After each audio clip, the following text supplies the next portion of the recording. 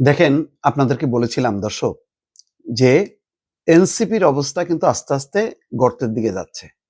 এইমাত্র breaking news হচ্ছে, ঢাকার ৯ আসনে স্বতন্ত্র প্রার্থী হিসেবে নির্বাচনের ঘোষণা দিয়েছেন এনসিপির তাসনিম জারা। বুঝতে পারছে যে দল এখন আদর্শের মানে চ্যুত হয়ে একবার বিএনপি একবার জামাতের দিকে দৌড়দৌড়ি করছে, কিন্তু এই দৌড়দৌড়ি করার কথা না। তারা একটা সফল অভ্যুত্থানের পর তাদের একটা আদর্শিক অবস্থান সবাই প্রত্যাশা করেছিল যে তরুণরা পথ দেখাবে, কিন্তু কোথায়? সেই পথ তো ক্ষমতার মধ্যে যে হারায় গেল। সেই পথ হচ্ছে ডক্টর ইউনূসের দরজায় যে, অথবা সেই প্রধান উপদেষ্টার দপ্তরে যে হারায় গেল। আমি কতবার বলেছি যে এনসিপির ক্ষমতায় বাইরে থাকা দরকার ছিল। বৈষম্য বিরোধী ছাত্র আন্দোলন বিলুপ্ত করার মধ্য দিয়ে মুহূর্তের মধ্যে তারা তরুণদের মাঝ থেকে সরে গেল, চলে গেল। কারণ তরুণদের একটা বড় বেজ হচ্ছে শিবির। গত 15 বছরে তারা সংগোপনে গোপনে তারা সংগঠিত হয়েছে ছাত্রলীগের ব্যানারে বা ছায়াতলে। খুব কৌশলে তারা সংগঠিত হয়েছে। শিক্ষা প্রতিষ্ঠানে তাদের অবস্থান ছিল।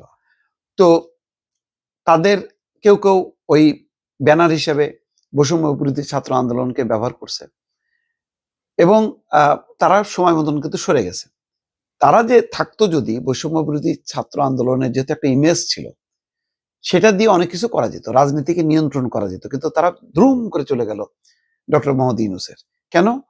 তারা চাইলো যে এটা অভ্যুত্থানের সরকার, এই সরকারের মেয়াদ হবে অনেক দীর্ঘমেয়াদী, এই জন্য সংস্কার বিচার এগুলি শেষ হবে, তারপরে নির্বাচন হবে, এই সমস্ত কথাবার্তা বলে তারা আসলে ক্ষমতার স্বাদ পাইতে থাকলো।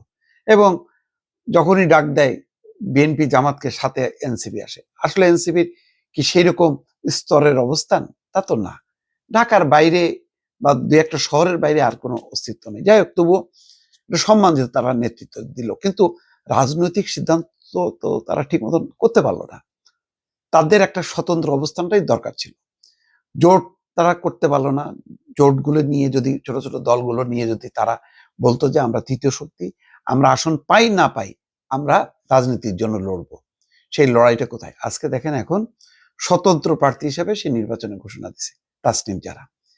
তাসনিম জারা, ডাক্তার তাসনিম জারা অত্যন্ত জনপ্রিয়। আমি দেখছি তার পোস্ট যখনই হাজার হাজার লাইক করে। এই যে সে তার ফান্ডের জন্য বলছে যে পাবলিক আমাকে ফান্ড দিক।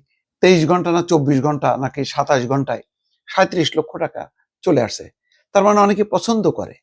একটা ডাক্তার, শিক্ষিত মেয়ে, সে রাজনীতি করতে চায়, তার প্রতি সমর্থন আছে। কিন্তু এনসিপির প্রতি তো আর সেই সমর্থনটা নেই মনে হচ্ছে। কারণ তাসনিম জারা তার নিজের একটা অবস্থান তৈরি করছে এনসিপি করেও। সেই তাসনিম জারার প্রতি মানুষের যত আগ্রহ, এনসিপির প্রতি কিন্তু এখন আগ্রহটা তেমনটা নেই। তারপরেও তাসনিম জারা ধরে রাখতে পারতো, কিন্তু নির্বাচনের আসন নিয়ে, অর্থাৎ এমপি হইতেই হবে, না হলে মানে রাজনীতিতে টেকা যাবে না, এই যে মাথার মধ্যে ঢুকলো, ঢুকে যে বিএনপি মানে বেশি আসন দিলে বিএনপির সাথে, কম আসন দিলে না তাহলে জামাতের সাথে যাব, তাহলে কি দাঁড়ালোটা কি? সেই প্রচলিত রাজনীতির সাথেই তো আপোষ করছে। ফলে সব মিলায় এই যে দেখেন, এখন এই মাত্র আসলো এনসিপি থেকে পদত্যাগ করছেন ডাক্তার তাসনিম জারা। শুরু হলো, কিন্তু কোথায় শেষ হবে দর্শক জানি না।